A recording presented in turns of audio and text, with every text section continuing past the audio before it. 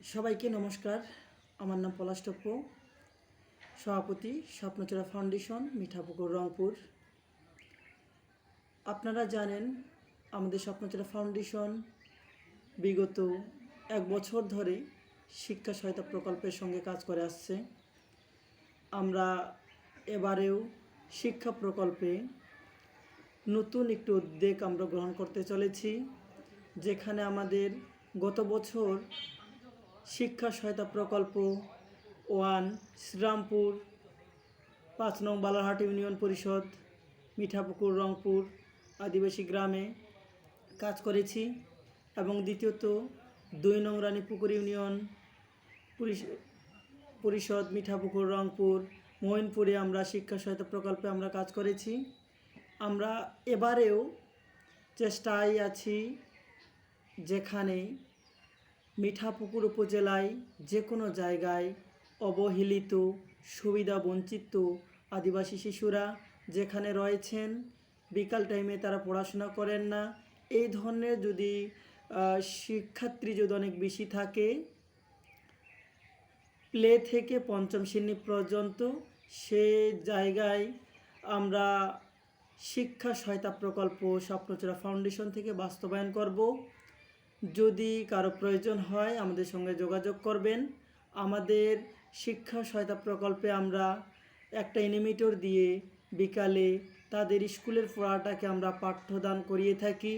এছাড়াও আমরা স্বপ্নচূড়া ফাউন্ডেশন থেকে আমরা তাদের জন্য খাতা কলম, যে শিক্ষা উপকরণ, যে সামগ্রীগুলো রয়েছে সেটা সম্পূর্ণ আমরা দিয়ে থাকি। এবং শিক্ষা সহায়তা প্রকল্পে বাচ্চাদের যেন পুষ্টির ঘাটতি না ঘটে, সেজন্য তাদের জন্য নিউট্রিশনের ব্যবস্থা করে থাকি। আপনারা জানেন শিক্ষা সহায়তা প্রকল্পে আমরা 1 বছর সম্পূর্ণভাবে আমরা সফল হয়েছি এবং এবছরে আমাদের অনেক পরিমাণে শিক্ষা সহায়তা প্রকল্প আমাদের বাস্তবায়িত হবে। যাদের প্রয়োজন তারা আপনারা যোগাযোগ করতে পারেন আমাদের স্বপ্নচূড়া পেজে এবং স্বপ্নচূড়া ফাউন্ডেশনের সদস্যদের সঙ্গে। এবং স্বপ্নচূড়া ফাউন্ডেশনে আমি এখন বর্তমান রয়েছি আমাদের বলদিপুকুর আড়িয়ারেশ বাংলাদেশ অফিসে, যেখানে আমরা বর্তমান শিক্ষা কার্যক্রম এই অফিস থেকে আমাদের পরিচালিত হয়ে থাকবে। আমরা চেষ্টায় আছি এত সুন্দর একটা জায়গা আমরা অফিস নিতে পেরে, যেখানে আমাদের মাঝে মাঝে বিনোদন সহ বিভিন্ন কার্যক্রমগুলো আমরা শিক্ষাঙ্গনে আমরা এখান থেকে বাস্তবায়ন করব এবং শিক্ষার্থীদের জন্য ভালো কিছু আমরা ব্যবস্থা করব।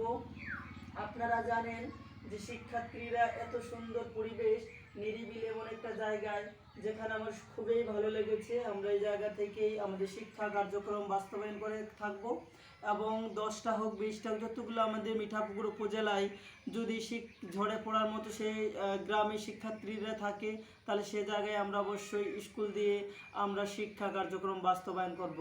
তো আপনাদের যাদের প্রয়োজন আমাদের স্বপ্নচূড়া ফাউন্ডেশনের সঙ্গে যোগাযোগ করবেন এবং স্বপ্নচূড়া ফাউন্ডেশনের সঙ্গেই থাকবেন।